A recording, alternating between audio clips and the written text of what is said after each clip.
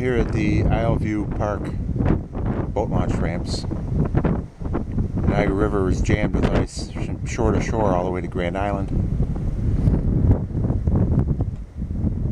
I'm doing this from inside the car because it's too cold to be outside for more than a couple minutes. The shore ice is up over the docks at the launch ramp.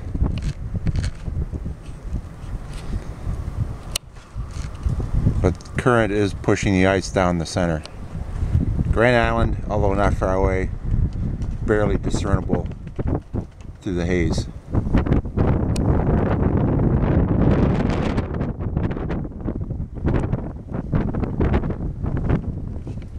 And here's some good words of advice.